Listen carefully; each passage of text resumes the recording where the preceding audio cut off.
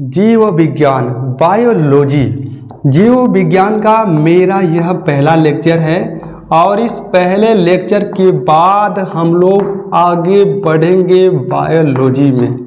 तो देखिएगा, जीव विज्ञान को हम लोग बायोलॉजी कहते हैं। क्या कहते हैं? बायोलॉजी कहते हैं। बायोलॉजी कहते हैं। और जीव विज्ञान या बायोलॉजी ग्रीक वर्ड के दो शब्दों से मिलकर बना है। ग्रीक वर्ड के दो शब्दों से मिलकर बना है। एक को बोलते हैं बायोज, एक को बोलते हैं लॉगस। क्या चीज? लॉगस बोलते हैं। देखिए, बायोज का अर्थ होता है लाइफ। लाइफ अर्थात इसका मतलब होता है जीवन। क्या होता है? जीवन। और लॉगस का अर्थ होता है स्टडी।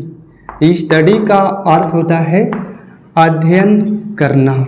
क्या होता है? अध्ययन। दोनों सेंटेंस को यानी दोनों वाक्यों को अगर आप मिलाते हैं तो एक सेंटेंस आपका मिलता है, यानी बन जाता है study of life. Study of life. देखिए, जीवन के बारे में अध्ययन करना ही क्या कहलाता है? बायोलॉजी कहलाता है। और आप बोलते भी तो यही हैं कि जीव विज्ञान विज्ञान की वह शाखा जिसके अंतर्गत समस्त जीवधारियों का, समस्त सजीवों का अध्ययन किया जाता है, जीव विज्ञान कहलाता है।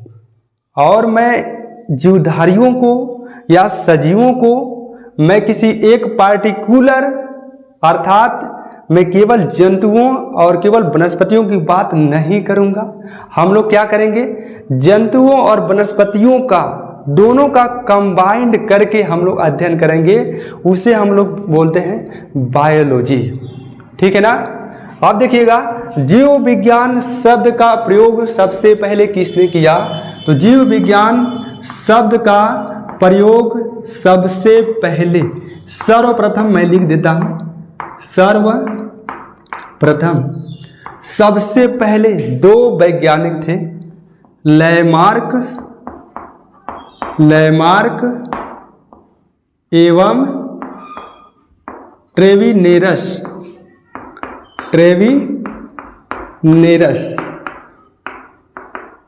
जीव विज्ञान शब्द का सर्वप्रथम प्रयोग लैमार्क एवं ट्रेविनेरस के द्वारा सन 1802 में किया गया था। ठीक है ना? यहां तक कॉन्सेप्ट आपका क्लियर हुआ। उसके बाद देखिएगा, जीव विज्ञान जीवों के आधार पर अध्ययन की सुविधा की दृष्टि के आधार पर इसको दो पार्ट में बांट दिया गया। दो पार्ट का मतलब दो ब्रांच में बांट दिया गया। किसे? जीव विज्ञान को। इसकी ब्रांच की अगर हम बात करें, तो इसको दो ब्रांच में बांट दिया गया। एक को बोलते हैं जूलॉजी, एक को बोलते हैं बॉटनी, एक को बोलते हैं बॉटनी। इसमें बॉटनी शब्द की उत्पत्ति बास्किन से हुई है। बास्किन लिख देता हूं, हिंदी में ही लिख देते हैं, आपको और बेहतरीन समझ में आएगा। और बास्किन का अर्थ होता है चरना। क्या होता है? चरना। जब आप गाय, भैंस, बकरी, हम या कोई भी जब जाते हैं तो क्या होता है? भैंस क्या चरती हैं? कोई घास फूस, छोटे पेड़ पौधे, यही सब तो खाते हैं। तभी तो बोला जाता है कि चलो गाय भैंस चराने। तो यहाँ पे वनस्पति की जो उत्पत्ति हुई है बास्किन से हुई है, जिसका अर्थ होता है चरना। ठीक है? अर्थात इसमें वनस्पतियों का अध्ययन किया जाता है, पेड़ पौधों का अध्ययन किया जाता है। और इसका विकास जून से हुआ है। जून जून मतलब क्या होता है? एनिमल्स। एनिमल्स मतलब जंतु। तो देखिएगा, इसको बोलते हैं जंतु विज्ञान, इसको बोलते हैं जंतु विज्ञान, इसको बोलते हैं वनस्पति विज्ञान, वनस्पति विज्ञान। आप देखिए, जूलॉजी जंतु विज्ञान के फादर कौन है? तो जंतु विज्ञान के जो जनक हैं, जो फादर हैं, वो है अरस्तु। कौन है? अरस्तु। यहीं पे लिखते हैं अरस्तु।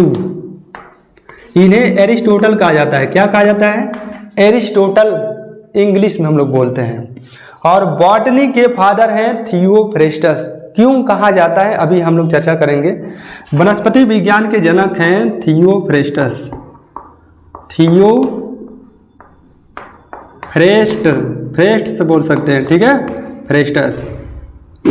कोई दिक्कत? यप है यप। थियोफ्रेस्टस। देखिए, अब यहाँ पे जंतु विज्ञान के जनक या फादर अरस्तु को क्यों कहा जाता है?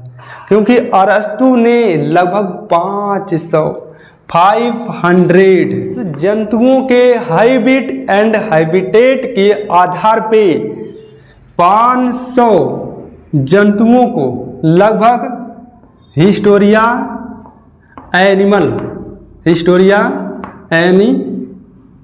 एनिमलियम भी बोला जाता है, ठीक है। हिस्टोरिया एनिमल पुस्तक में 500 जीवों का वर्गीकृत किया, इसलिए जंतु विज्ञान के जनक अरस्तु को कहा जाता है। वनस्पति विज्ञान के जनक थियोफ्रेस्टस को इसलिए कहा जाता है क्योंकि इन्हें लगभग 500 पेड़ पौधों का अध्ययन किए थे, वर्गीकृत किए थे। इन्होंने अपने बुक का नाम रखा था हिस्टोरिया प्लांटेरम।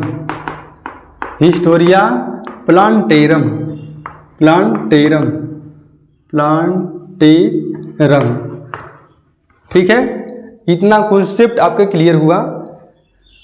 देखिएगा, अब 500 जीव जंतु थे या नहीं थे, जो अभी तक प्रमाण मिला है उसी के अकॉर्डिंग आपको बताया गया है कि 500 जीव जंतुओं का अध्ययन किसने किया था? अरस्तु ने किया था। एक बात अब लॉजिक वाली बात यह है कि जीव विज्ञान के जनक डायरेक्ट बोला जाता है अरस्तु को। किसे? अरस्तु को। अब क्यों बोला जाता है अरस्तु को? क्योंकि जीव विज्ञान में 2 शाखाएं आती है, एक आता है जूलॉजी, एक आता है बॉटनी। तो जीव विज्ञान यानी देखिएगा, जीव विज्ञान में जंतु विज्ञान प्लस वनस्पति विज्ञान भी आ गया, तो तीनों के जन्मदाता अरस्तु को क्यों कहा जाता है? जीव विज्ञान, जंतु विज्ञान, वनस्पति विज्ञान इसलिए कहा जाता है क्योंकि अरस्तु एक महान दार्शनिक वैज्ञानिक थे, ठीक है ना। और अरस्तु के शिष्य सिकंदर, कौन था? सिकंदर। इसका सेनापति बहुत बड़ा था, ठीक है ना। देखिए, इसकी बात हम लोग नहीं कर रहे हैं। उसके बाद अरस्तु के गुरु प्लेटो, और प्लेटो के गुरु कौन है? सुकरात हैं। अगर इसको और मैं डिटेल में बताता और भी इंटरेस्ट आता, ठीक है ना। तो सेकंड लेक्चर में अगला हम टॉपिक कवर करूंगा। इसमें केवल इंट्रोडक्शन की बात कही जा रही थी, अर्थात मैं बता रहा था। ओके।